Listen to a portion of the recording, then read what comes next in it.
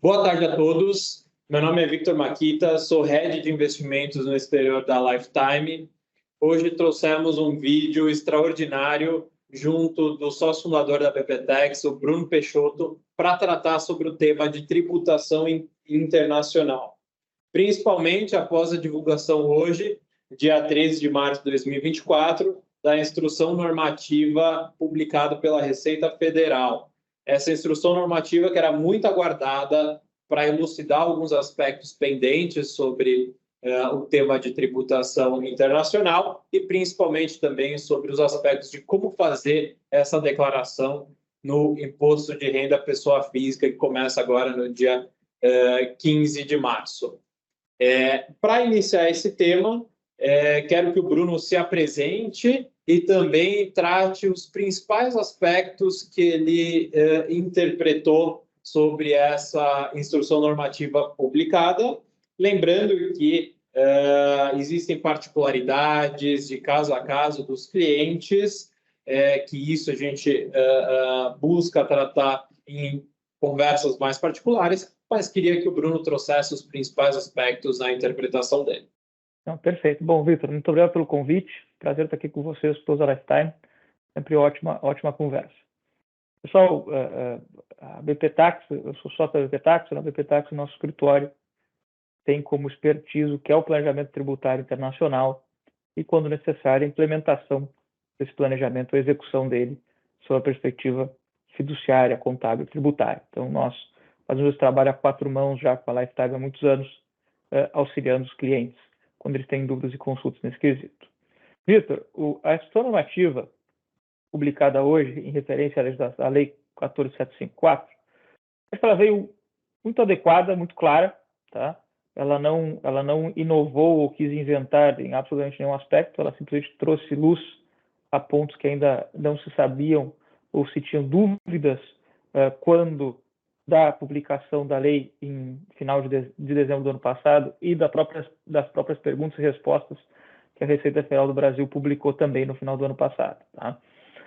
O grande ponto aqui são detalhes menores, mas enquanto a elaboração dos balanços contábeis das companhias, sejam as companhias que não estão em jurisdições consideradas como de tributação favorecida para a Receita Federal do Brasil, onde o contribuinte pode escolher o IFRS ou a norma brasileira, a necessidade de que esses balanços sejam assinados por um contador equipado e licenciado para fazer esses balanços, seja no Brasil, seja com a norma IFRS, e os balanços com o padrão contábil brasileiro, também nesse sentido, precisam ser assinados por contador brasileiro. Outros pontos importantes foram um fechamento maior ao que é o produto de apólice de seguro de vida, ou seja, a instrução normativa, ela abordou isso com um pouco mais de precisão, que era algo que estava ainda discutindo-se no que foi a legislação e não foi muito abordado tampouco nas perguntas e respostas. Então, esse é um ponto importante, aqueles clientes que já têm esse produto, é importante que eles avaliem isso. Para isso, a instrução foi simplista, ou seja, ela foi muito boa porque ela veio já para e passo ao próprio programa do imposto de renda para a declaração de imposto, então ela trouxe luz ao que é a forma de declarar e como tu declaras cada ativo na escolha da transparência ou da opacidade nas companhias e como o contribuinte eventualmente vai poder atualizar o patrimônio aqueles que decidirem por atualizar o patrimônio. Então, isso foi muito bom, a instrução normativa está muito clara, então eu não vejo maiores inconvenientes agora com o planejamento, porque nós temos a legislação, nós já temos o programa do imposto de renda e finalmente agora temos a instrução normativa delineando e balizando essas premissas de declaração e formas de tributação com base na nova legislação. Excelente, Bruno. Aproveitando esse tema, né, de como essa instrução normativa trouxe a informação de como o contribuinte vai declarar este tipo de investimento ou de patrimônio, gostaria que você comentasse um pouco, compartilhando a visualização de como será esse documento. Perfeito, Vitor. Aqueles contribuintes que, por exemplo, escolham a empresa, tributar a empresa de maneira opaca, a forma de declaração virtualmente não sofreu nenhuma alteração, tá? Porque segue-se a mesma premissa, declarando-se participações societárias, o país da companhia e o detalhe, desculpa, da participação societária, onde na descrição do objeto se coloca toda a descrição do ativo, tá?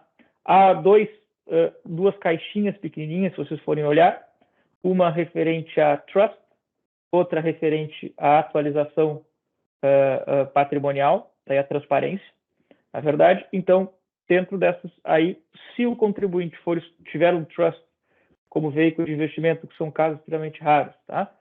O que a instrução normativa também enfrentou, estabelecendo que tu deve abrir todos os ativos desse trust. Ou optar pela transparência, o que nós entendemos é que agora a empresa vai estar a zero e vai abrir o espaço para que o contribuinte declare ativo por ativo e escolhendo se vai atualizar ativo por ativo ou não, na pessoa física ou na empresa onde o contribuinte opte pela transparência fiscal. Na empresa que ele opte pela opacidade, a única forma de atualizar é o todo, ou seja, o patrimônio líquido da companhia e nada mais do que isso. Lembrando que a atualização desse valor, ele se dá num programa apartado da declaração de imposto de renda, chamado ABEX, tá? Que a Receita Federal do Brasil lança para fazer essa atualização patrimonial, recolhendo 8% do valor da diferença, em essência, entre o valor declarado na declaração de ajuste anual entregue em 2023, vis-à-vis o valor de mercado, patrimônio líquido desses ativos, também com o dólar de 31 de dezembro de 2023. Aí. Tá? Então, esses são os pontos da declaração. Ela até veio mais simples do que se esperava, com toda a franqueza, porque na empresa opaca tinha-se a dúvida se tu terias que declarar o lucro acumulado àqueles contribuintes que não iriam atualizar o patrimônio, mas não veio nada disso, é bastante simples a forma de declaração, inclusive. Excelente, Bruno. Aproveitando esse tema que você comentou do HERCT, né, que é da repatriação que aconteceu, muitos clientes também têm tido essa dúvida, porque no Q&A da Receita Federal, que ela publicou no começo do ano, ela trouxe na pergunta 21, né, um tema do cliente ter que declarar a origem desse patrimônio em moeda estrangeira. Quero que você comente um pouco do HERCT e também, rapidamente, só para relembrar o que foi este tema e comentar um pouco de como que faz essa autodeclaração sobre esse bem no exterior. Perfeito, pessoal. Bom, boa pergunta, Vitor. É muito importante que todos tenham claro que o HERCT não guarda nenhuma relação com essa atualização patrimonial. Tá? Por quê? Porque o HERCT, o Regime Especial de Regularização Cambial e Tributária, ele era um regime para que contribuintes que não tinham ativos no exterior não declarados na declaração de imposto de renda trouxessem esses valores à normativa brasileira e, obviamente, à declaração mediante pagamento de tributo. Essa atualização patrimonial de hoje, prevista, que já começou na data de hoje, vai até 31 de maio, quando fina o prazo de entrega da declaração de imposto de renda, ela é exclusiva para aqueles contribuintes que tinham declarado na declaração de 2023, ou seja, ano base 22, ativos no exterior. Então, são duas premissas completamente distintas nesse sentido. Mas, Vitor, a pergunta, e é muito comum erros ou interpretações distintas dessa, por isso eu achei importante fazer esse preâmbulo. Mas a grande diferença, Vitor, é a seguinte, que gera muita confusão de clientes. Como no HERCT, obviamente, os recursos estavam no exterior, tá? Muitos clientes confundem isso com a premissa do recurso originalmente oferido em moeda estrangeira, que para a atualização patrimonial gera uma vantagem, a última vantagem possível. Por quê? Porque com a nova legislação acaba essa possibilidade de não haver variação cambial para quem tem recurso originalmente oferido em moeda estrangeira.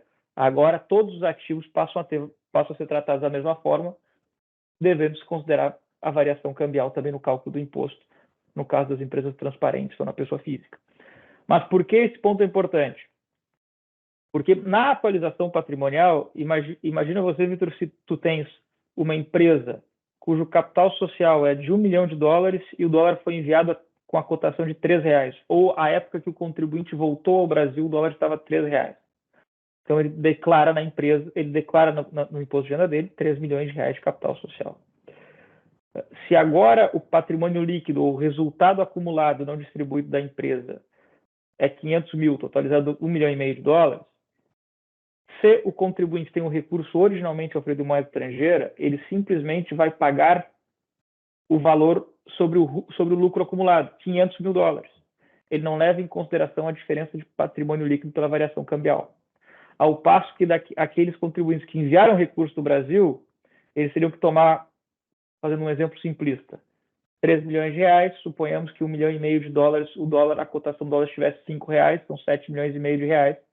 Então, a base para o recolhimento dos 8% seria algo ao redor de R$4,5 milhões. Ao passo que aqueles que têm o recurso originalmente oferido em moeda estrangeira simplesmente tomariam $500 mil, multiplicariam, neste mesmo exemplo, por R$5, R$2,5 milhões, ou seja, uma base de cálculo muito menor. Tá? Então, e ao passo que havia uma confusão de que muitos entendem que pelo simples fato de ter aderido ao HERC, esse valor é originalmente oferido em moeda estrangeira, a Receita corretamente faz um pergunta e resposta e diz não. Tudo dependerá de como tu contaste a história do HERC. Ou seja, se esse recurso que tu regularizaste, ele tem referência à venda de um terreno no Brasil ou à distribuição de dividendos de uma empresa no Brasil, esse recurso não é originalmente oferido em moeda estrangeira, ele vai ser originalmente oferido em reais. Então, esse ponto que a Receita quis trazer à luz com muita correção, na minha opinião, nesse sentido. Excelente ponto. Acho que isso é um aspecto que os clientes têm que prestar atenção, porque, de fato, é a última oportunidade de atualizar quem teve esse recebimento em moeda estrangeira. Ótimo, Bruno. Queria que você... Já fizemos alguns vídeos, né, falando do tema, mas acho que vale passar um pouco, bem breve, sobre a empresa opaca e a transparente. Bruno, poderia passar breve sobre esse tema também para a gente? Claro, Vitor. A empresa transparente, a escolha da empresa transparente, pessoal, ou opaca, é um ponto muito importante. Quem já tinha companhias em 2023 e declara agora em 2024, deve fazer a opção na área do imposto de renda que nós acabamos de ver anteriormente, e ela é uma opção única, ou seja, feita essa opção, não há a possibilidade de modificá-la, tá, para aquela empresa específica. E aqueles contribuintes que fazem as empresas a partir deste ano, naturalmente na declaração do próximo exercício, deverão ter a mesma obrigação com as mesmas premissas. Tá? Na empresa transparente, ela nada mais é do que a equiparação à pessoa física em relação à tributação no Brasil desses ativos. Tá? Vai-se abrir ativo por ativo, colocando-se o custo de aquisição em reais, fazendo o cálculo do valor de venda também em reais.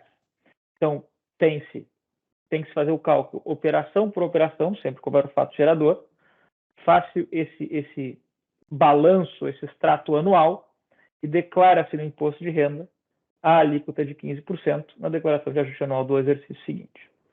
A empresa opaca, ela é empresa como normalmente existe, ou seja, ela é simplesmente a companhia que vai ter um balanço contábil ao final do exercício, que vai apurar um resultado, e esse resultado deverá ser tributado também na declaração de ajuste anual do exercício seguinte, também a alíquota de 15%.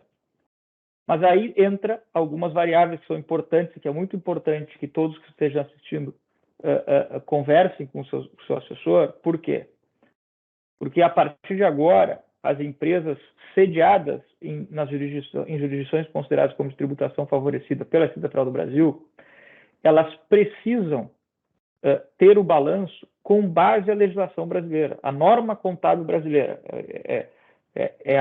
Isso é a norma, é o parágrafo, o inciso 2º, parágrafo 10º do artigo 5º da Lei 14.754. Então, esse ponto é muito importante. Por quê? Porque a norma contábil brasileira não é única.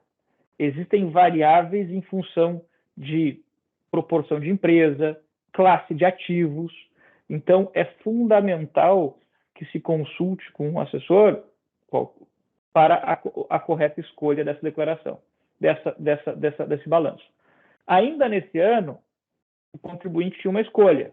Ou ele pode já fazer a opção no balanço desse ano pela norma contábil brasileira, ou seguiria fazendo com base ao IFRS, que é a norma contábil internacional, até o balanço de 31 de dezembro de 23. Agora, a partir de 24, refletindo-se na declaração de 2025, a obrigatoriedade é do balanço, com a norma brasileira aplicável à empresa nos termos da atividade da empresa, volume de faturamento, etc., e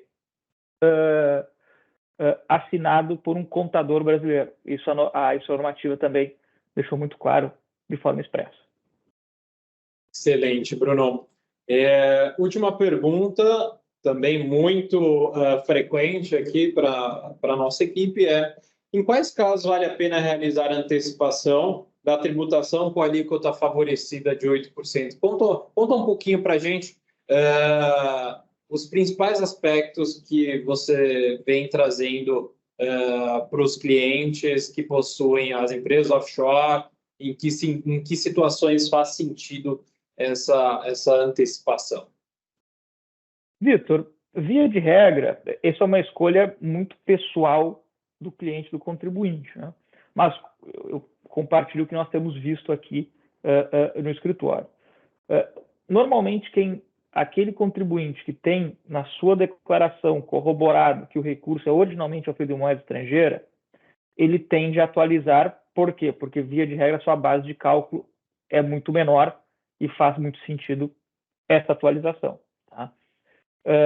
De outra banda, aqueles contribuintes que sabem que no curto, médio prazo vão necessitar dos recursos. Então, atualiza-se a uma alíquota virtualmente 50%, um pouco menor.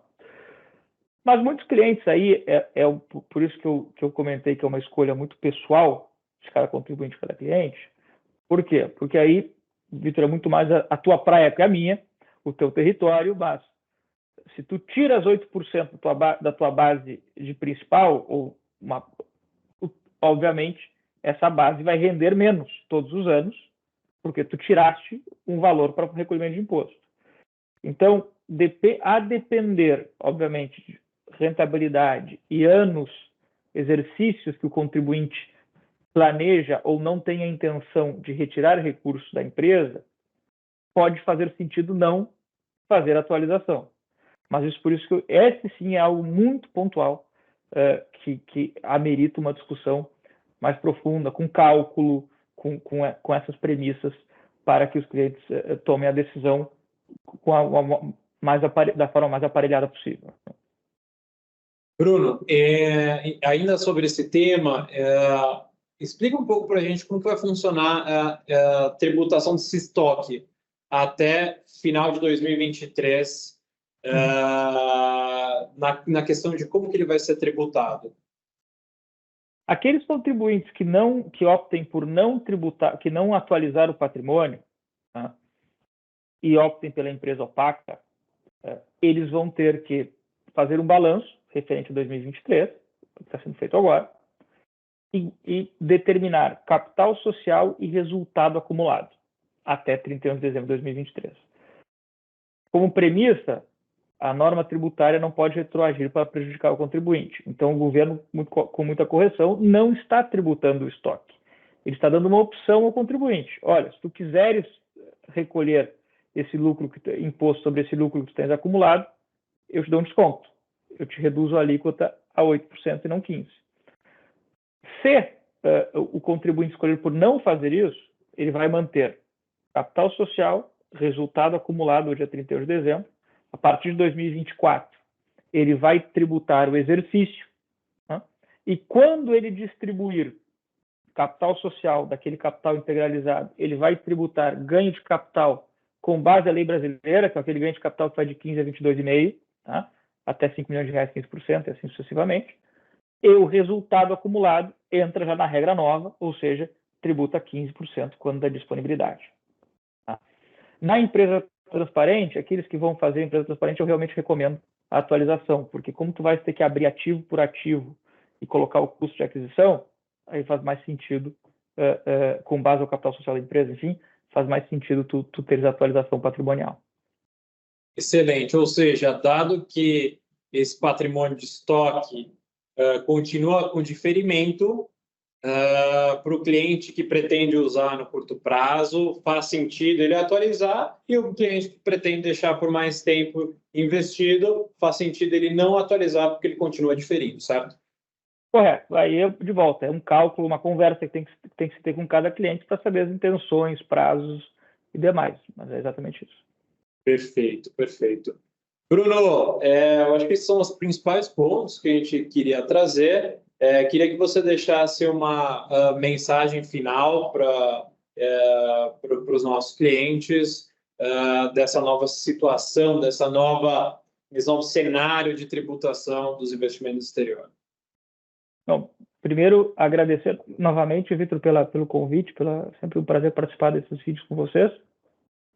A minha mensagem aos clientes é exatamente a mesma que nós já conversamos outra vez, agora a claridade, há um guia, há um mapa, há uma facilidade, entre aspas, na declaração de imposto de renda, ou seja, na forma de declarar e nos caminhos a seguir, mas também esse mapa deixa muito claro que passa a ser fundamental um assessor olhando todas essas premissas para o cliente, seja na perspectiva financeira, seja na perspectiva tributária.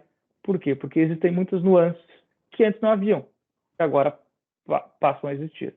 Então, tenham esse cuidado, conversem com o assessor de vocês, a prazo, a declaração de imposto de renda, ou seja, o ABEX, o programa de atualização, começa dia 15, ainda não sequer abriu, a gente tem até 31 de maio para tomar as decisões de forma de declarar a empresa, cenário de atualização ou não.